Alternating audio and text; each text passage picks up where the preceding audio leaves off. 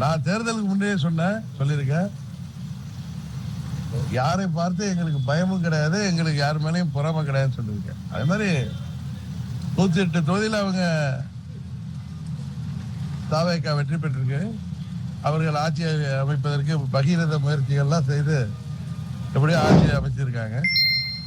அதனால அவங்களுக்கு வாழ்த்துக்களே சொல்லியிருக்க மேடம். வேற மும்மொழி கொள்கையில கம்பல்சரி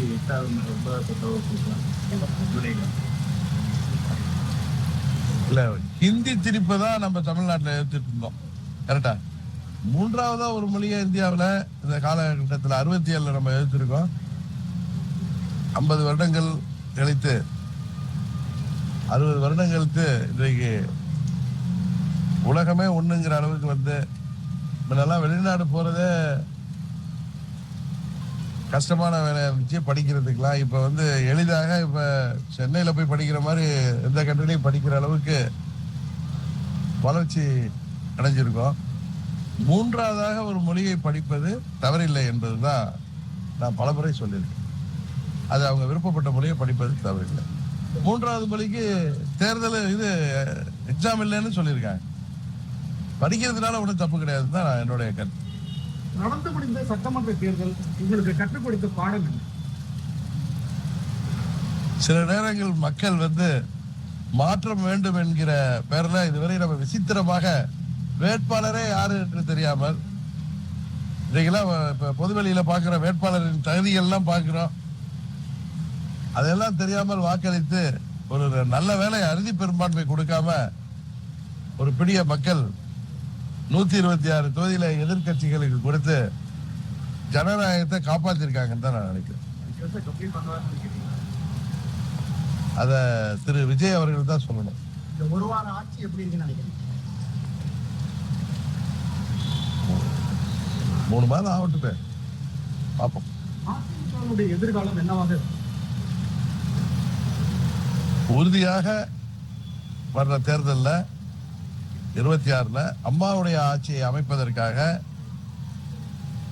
அம்மாவின் தொண்டர்கள் நாங்கள் உறுதியாக அந்த முயற்சியிலிருந்து பின்வாங்க மாட்டோம். அம்மா அவர்கள் சொன்னது போல இன்னும் எத்தனை நூற்றாண்டுகள் ஆனாலும் புரட்சி தலைவர் ஆரம்பித்த அந்த இயக்கத்தை யாராலும் அழிக்க முடியாது.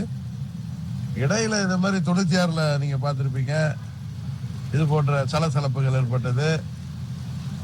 போட்டி அதிமுக உருவானுச்சு. புரட்சி தலைவர் காலத்திலேயே நமது கழகம் உருவானுச்சு. 79 பாராளுமன்ற தேர்தலில் முதலமைச்சராக இருந்த புரட்சி தலைவர் 2 தொகுதிகள் தான் வெற்றி பெற்றார், சிவகாசியிலையும் கோபிச்செட்டிப்பாளையம். அப்பயே மத்திய அமைச்சர்களாக இருந்த பாலா பழனூர், சத்தியவாணி முத்து போன்றவர்கள் எல்லாம் கட்சியை விட்டு தாவினார்கள். இது போன்ற திஷ்டிகள் இடையில வந்து அதிமுக நடப்பது உண்டு. ஆனா உறுதியாக அதிமுக இந்த சோதனைகள் எல்லாம் கடந்து வர்ற தேர்தலில் பாராளுமன்ற தேர்தலே சாதனை படைக்கும் என்பதுதான் ஒரு அம்மாவின் தொண்டனாக எனது கருத்து. திமுக அதிமுக அமைச்சரவை எல்லா அமைச்சர்களும் போடுவாங்க, 9 பேர் மட்டும் போட்டுருக்காங்க. அது என்ன நினைக்கிறீங்களா? இப்ப இதுவரை முதல் முறையாக தமிழ்நாட்டில் 2006 திரு விஜயகாந்த் அவர்கள் வரவால அப்ப திமுக கூட்டணி திமுக அறுதி பெரும்பான்மை பெறல. அப்ப திரு கருணாநிதி அவர்கள் திருமதி சோனியா காந்தி அவர்களோட இருந்த அந்த நல்ல புரிதல்னால ஒரு மைனாரிட்டி கவர்மெண்ட் கொடுத்தாங்க. ஆனா இப்ப விஜய் திமுக கூட்டணிக்கும் அதிமுக கூட்டணிக்கு எதிராக அவர் தனியாக போட்டியிட்டு 108 தொகுதியில தான் வெற்றி பெற்றிருக்கார். அவருக்கு அறுதி பெரும்பான்மை கிடைக்கல என்பது உண்மை.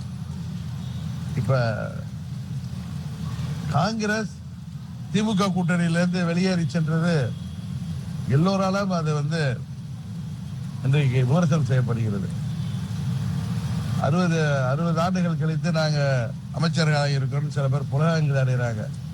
பட் நீங்க எந்த கூட்டணியில இருந்து வெற்றி பெற்றீங்களோ அந்த கூட்டணிக்கு எதிர்த்து நீங்க உங்க வேட்பாளர்கள் 5 பேர் ஜெயிச்சிருக்காங்கல்ல, அவங்க எம்எல்ஏ, அவங்க தாவேகாவை எதிர்த்து தான் வெற்றி பெற்றிருக்காங்க. அதை எப்படி அவர்கள் நியாயப்படுத்தும்? மந்திரி ஆகிறதுக்காக இது போன்ற ஒரு கூட்டணியில இருந்துட்டு ப்ரீபோல் அலையன்ஸ் தேர்தலுக்கு முந்தைய கூட்டணியிலிருந்து வெளியேறி அதை போய் சப்போர்ட் பண்றது அறம் என்கிறார்கள். இன்னும் சொல்றேன், கம்யூனிஸ்ட் திருமாவளவன் அவர்களும் விசிக தலைவர் திருமாவளவன் அவர்களும் ஏதோ ஒரு மதச்சார்பற்ற ஆட்சி வரப்போகுது, அதை நாங்கள் வெளியிலிருந்து ஆதரிக்கிறோம் இஷ்யூ பேஸ்ட்லன்னு சொல்லி இப்ப நீ காப்பாத்திட்டு நாங்கள் திமுக கூட்டணியில் தான் இருக்கோங்கிறாங்க. நல்ல வேளை அவங்களும் அந்த அமைச்சர்களை பதவியேற்றா கம்யூனிஸ்டுகள் மானமும் விசிகவின் மானமும் போயிருக்கும்.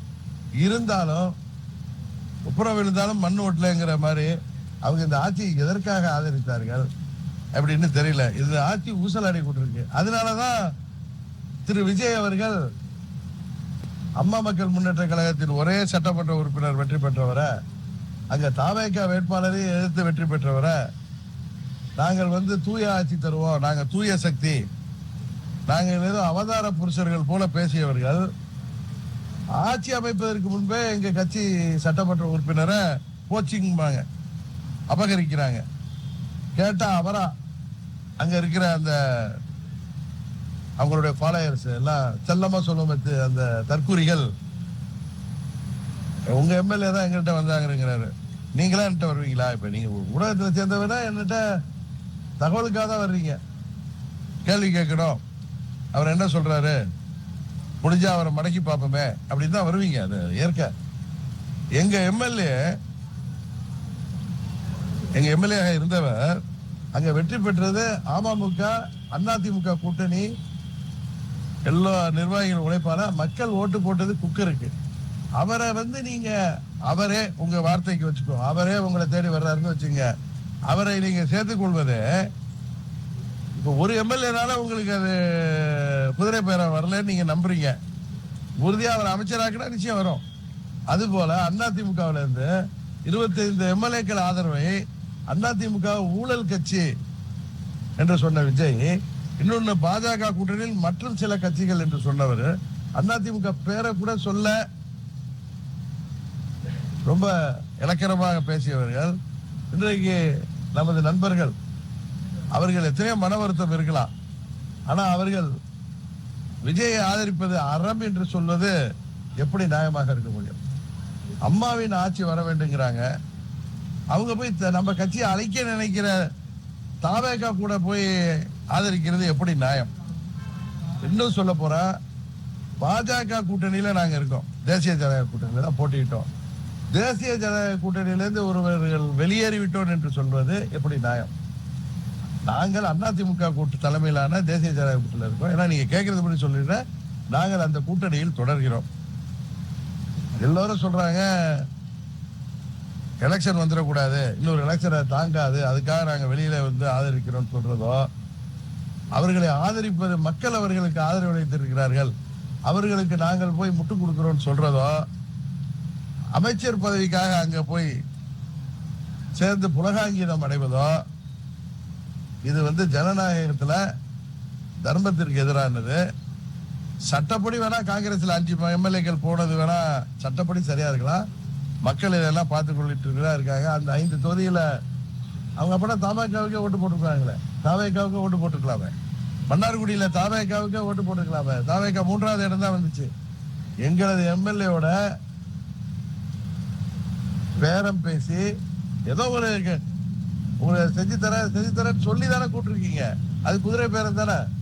நீங்கள் ஒன்றே அவங்களுக்கு அமைச்சர்கள் கொடுத்தீங்கன்னா உறுதியாக சிபிஐ என்கொயரி வருவோம். உறுதியாக இந்த ஆட்சி கசகாலம் தான்.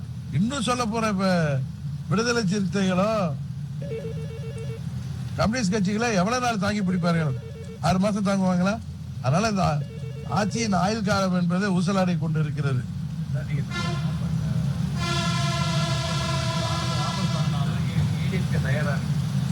யாரு தயாரா இருக்கா? யாரு? அவங்க போய் எப்படி ஆதரிக்க முடியும்? டிஸ்குவாலிபிகேஷன் வரும் சார். அவங்க கட்சி தலைமை, நான் சொல்றது என்ன, எல்லாம் அங்க இருக்கிற 24 பேரோ 25 பேரோ என் நண்பர்கள் தான். ஒன்னும் அவங்களுக்கு நான் எதிரான கருத்தை சொல்லல. அதாவது அவர்களை நான் புரிஞ்சுக்கணும்னு சொல்றேன் இந்த நேரத்தில். ஏன்னா உங்களை பத்திரிகையாளர்கள் மூலம் அவர்களுக்கு எல்லாருக்கும் சட்டம் தெரியும், எல்லாம் அரசியல் உள்ளவர்கள். அவசரப்பட்டோ கோபப்பட்டோ அவர்கள் செய்கின்ற முடிவு அவர்களுக்கு விபரீதமாகும். அம்மாவின் ஆட்சி கொண்டு வருவோம்னு சொல்லிட்டு அவர்கள் இவ்வாறு செய்வது உறுதியாக அவர்களையும் பாதித்து அம்மாவின் தொண்டர்களையும் பாதிக்கும். அதனால அவர்கள் ஒரு உண்மையை புரிஞ்சுக்கணும். ஒரு பொலிட்டிக்கல் பார்ட்டியோடைய தலைமை தான் அங்க சட்டமன்ற குழு நிர்வாகிகளை நியமிக்க முடியும். திரு பழனிசாமி அவர்கள் நியமித்திருக்கிற கொறடா தான் நாளைக்கு சட்டமன்றத்தில் ஏற்கனவே பல தீர்ப்புகள் இருக்கு. ரீசெண்டா வந்த மகாராஷ்டிரால வந்த பிரச்சனையில வந்து சுப்ரீம் கோர்ட் தீர்ப்பே இருக்கு. இதை தாண்டி இவங்க எந்த கோர்ட்டுக்கு போக போறாங்க? சபாநாயகர் எவ்வளவு நாள் காலம் தடுத்த முடியும்? இன்னொரு 10 நாள் காலம் தடுத்து வர அதுக்கு ஒரு லிமிட் இருக்கு. அண்ணன் இபிஎஸ் அவர்கள் தரப்புல இருந்து நீதிமன்றம் சென்றா இதெல்லாம் வெட்ட வெளிச்சம் ஆயிடும். அவர்களுக்கு மந்திரி பதவி கொடுக்கப்பட்டால் உறுதியாக உங்களுக்கு சிபுசோரன் வழக்கு போல அது வந்துடும். அதனால இது பெரிய குழப்பத்தை தான் உருவாக்கி இருக்கு. மக்கள் இப்படி ஒரு குழப்பமான தீர்ப்பை தமிழ்நாட்டில் கொடுத்திருக்கிறதுனால இது போல குழப்பங்கள் இருக்குது. வருங்காலத்தினால யாருக்கு அறுதி பெரும்பான்மை கொடுத்தாதான் தமிழ்நாட்டுக்கு நல்லது, தமிழ்நாட்டு வளர்ச்சிக்கு நல்லது. இந்த ஆட்சியில அமைச்சர்களாக ஆகியிருப்பவர்களை பற்றி வருகின்ற தகவல்கள் இன்றைக்கு கூட கால்புற பார்த்தேன், அது பேஸ்புக்ல எல்லாம் பார்த்தேன். கல்வித்துறை அமைச்சராக இருந்தவர் ஆகியிருக்கிறவர் மேல எத்தனையோ குற்றச்சாட்டுகள் வருது. அது போல அவங்க இன்ஸ்டாகிராம்லயே ஆட்சி நடத்திடலாம்னு நினைக்கிறாங்க.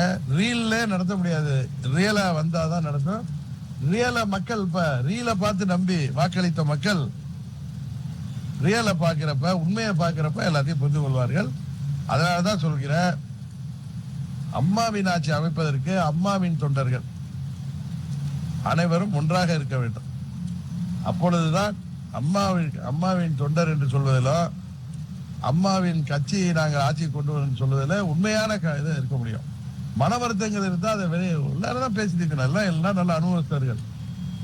அதனாலதான் நான் திரும்ப திரும்ப சொல்றேன், இது தாவேகா அனைத்து இந்திய அண்ணா திராவிட முன்னேற்ற கழகத்தை, அம்மாவின் தொண்டர்களை அழிக்க பார்க்கிறது இயக்கத்தை.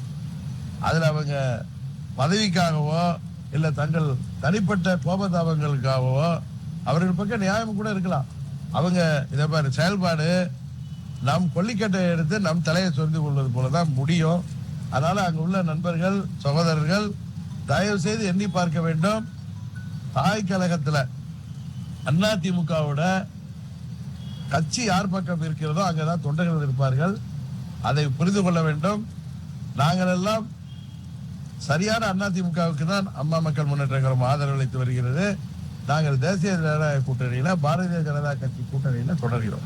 உங்க நண்பர்கள் எம்எல்ஏக்களா இருக்க முடியும், அதிமுக இருக்கிறவங்க உட்கட்சி ஜனநாயக அடிப்படையில இதை அணுகிறாங்களா அல்லது பலகீனமானவர்களா இருக்காங்க?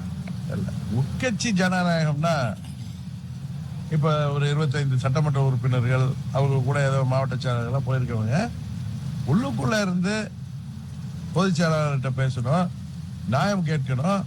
அதற்காக அவங்க ஜனநாயக ரீதியா அவர்கள் போராடலாமே தவிர வெளியில போய் இருந்துட்டு தாவேகாவை ஆதரிப்பது அறம் என்று சொல்லும் பொழுது அதை அம்மாவின் தொண்டர்கள் அதிமுக தொண்டர்கள் யாரும் ஏற்றுக்கொள்ள மாட்டார்கள். தாவேகாவோட போய் கூட்டணி வச்சு அதுல அமைச்சரானாதான் அதிமுக தொண்டர்கள் எல்லாம் மகிழ்ச்சி அடைவாங்க அப்படிங்கலாம் கிடையாது. 10 ஆண்டுகளாக திமுக ஆட்சி பொறுப்புல இல்லாம இருந்த இயக்கம் தான். அது போல கடந்த 5 ஆண்டுகளாக அதிமுக ஆட்சி பொறுப்புல இல்லாம இருந்த இயக்கம் தான். தொண்டர்கள் பெயரை சொல்லி கீழே உள்ள நிர்வாகிகள் பெயரை சொல்லி யாரும் பதவிக்காக தாவேகாவுக்கு ஆதரவளித்தால் வருங்கால அவரை வரலாறு அவர்களை மன்னிக்காது. புரட்சி தலைவர் ஆரம்பித்த இயக்கத்தை, அம்மா அவர்கள் கட்டி காத்த இயக்கத்தை இன்றைக்கு தாவேகா தலைவர் விஜய் அழிக்க பார்க்கிறார் என்பதுதான் உண்மை. அதுல யாரும் அதற்கு ஈல்டாயிட வேணாம். நாளைக்கு நீங்களே வருத்தப்படுகிற சூழ்நிலை தான் வரும். ஏன்னா சட்டப்படி திரு இபிஎஸ் அவர்கள் இவர்கள் எல்லாம் சேர்ந்துதான் பொதுச் செயலாளர் ஆகியிருக்காங்க. பொதுச் செயலாளருக்கு தான் எல்லா அதிகாரம் இருக்குங்கிறது தான் உண்மை. இப்ப அமமுகல எல்லா அதிகாரம் எனக்கு தான் இருக்கு. இப்ப காமராஜை கட்சியை விட்டு நீக்கியிருக்க, அவர் போய் விஜயோட சேர்ந்து அமைச்சர் ஆகட்டும், அவங்க கொடுக்கட்டும், அவர் ஆதரவை ஏற்றுக்கொள்ளட்டும். அப்புறம் அடுத்த கட்டத்தை என்னன்னு பாருங்க. ஒரு எம்எல்ஏனால இவங்களுக்கு டிஸ்குவாலிஃபிகேஷன் தப்பிச்சுக்கலாம். அதை தாண்டி அவர்கள் எவ்வளவு இந்த அரசாங்கம் கஷ்டப்படும் என்பது தெரியும். நீங்க கேட்கறதுபடி இன்னொன்னு சொல்றேன். அண்ணன் செங்கோட்டையன் பையில அம்மா படத்தை வச்சிருக்காரு. ஆனா அம்மாவின் கட்சியை அழிப்பதற்கு அம்மாவின் தொண்டர்களை அந்த பக்கம் எல்லாரோடையும் பேசி தாவேகாவுக்கு ஒரு ஏஜெண்டாக செயல்பட்டு கொண்டிருக்கிறார். அவர் அண்ணன் எடப்பாடி பழனிசாமியை பார்த்து அம்மாவின் ஆத்மா மன்னிக்காது, தண்டனை கொடுக்கிறது சொல்றது 100% தவறு. இவர்தான் தான் கட்சியிலிருந்து நீக்கப்பட்டதும் தாவேகாவுக்கு போய் நின்று அங்க அமைச்சர், அதெல்லாம் வேற. அம்மாவின் படத்தை பயில வைத்துக் கொண்டு தேர்தல் முடிந்ததும் குரோத மனத்தோட வன்மத்தோட அம்மாவின் தொண்டர்களை பேரம் பேசி அவர்களை ஏமாற்றி வர்றாரு. இங்க வாங்க, உங்களுக்கு அது வாங்கி தர, அதை ஏமாறுறவங்க போறாங்க, பீக்கா உள்ளவங்க போறாங்க. பட் அவர்கள் எல்லாம் ரோட்ல நிக்க போறாங்க. அதுதான் நடக்க போகுது.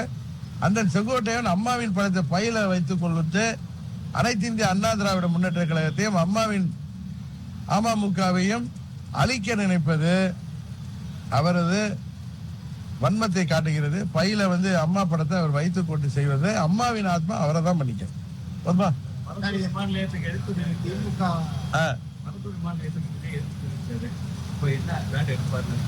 இப்ப தூய சக்தி தூய்மையான ஆட்சி தருவேன்னு சொல்லிட்டு ஆட்சி வர்றதுக்கு அவர் சராசரி அரசியல் என்னெல்லாம் மற்ற அரசியல்வாதிகளை அரசியல் கட்சிகளை விஜயோ அவரை சேர்ந்தவர்களும் குறை சொன்னார்களா, இப்ப அந்த தப்பெல்லாம் செய்ய ஆரம்பிச்சிட்டாங்க. அதனால அவர் என்ன செய்யறாருன்னு பொறுத்திருந்து பார்ப்போம். தூய சக்தி டிரான்ஸ்பரண்டா ஆட்சி நடக்கும் சொன்னாரு. ஆனா முகத்தை மூடிட்டு போனது யாருன்னு வரைக்கும் சொல்லாம இருக்காங்க. அதான் அது சொல்லணும்ல. அன்னைக்கு திருமதி விஜயகாந்த் அவர்கள் கேட்ட கேள்விக்கு பதில் சொல்லணும். சட்டமன்றத்துல எதிர்கட்சியை சேர்ந்தவர்கள் பேசுனாங்கன்னா அதுக்கு அங்கேயே பதில் சொல்லணும். அதை விட்டுட்டு வீட்டுல போய் மறுபடியும் அவர்களை தாக்கி அறிக்கை சொல்றதுங்கிறது ஏதோ சினிமா டைலாக் இல்லைங்க, ரியல் லைஃப், ரியலா வரணும். அதனாலதான் வாக்களித்த மக்கள் எல்லாத்தையும் பார்த்துக்கிட்டு தான் இருக்காங்க. அதனாலதான் சொல்றேன், இதை பார்த்து ஏமாறுவர்கள் உறுதியாக வருத்தப்படுவார். சார் எங்க வெயில் அடிச்சாலும் பிஜேபி அவங்க இதுல இருந்தா ஒரு பக்கம் சப்போர்ட் பண்ணிருப்பாங்களே, எதுவுமே கிடையாது. இது இவங்க எங்க அண்ணன் தம்பிகளுக்குள்ளார சண்டை நடக்குது, அவங்க அதுல தடையிடவே இல்லை. இப்ப நானும் அந்த கூட்டணியில இருக்கல, எனக்கு தெரியும்ல, எல்லாரோடையும் பேசிட்டு தானே இருக்கேன். அவங்க மிகவும் வருத்தப்படுகிறார்கள் இது போல சண்டையை பார்த்து.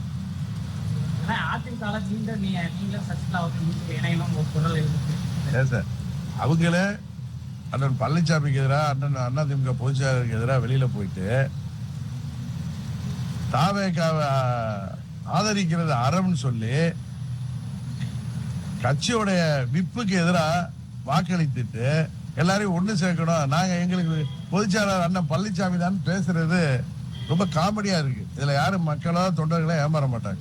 அவர்கள் தாவேக ஆதரவை விலக்கி கொண்டு கட்சிக்கு பேசினால் அது நியாயம், அது நல்ல முடிவை தான் இருக்கணும். அவங்க எந்த கட்சியால அவங்க எல்லாம் ஆளானாங்களோ அந்த கட்சிக்கு எதிராக தான் அவங்க செயல்பட்டு கொண்டு இருக்கிறார்கள் என்பதை தயவு செய்து அவர்கள்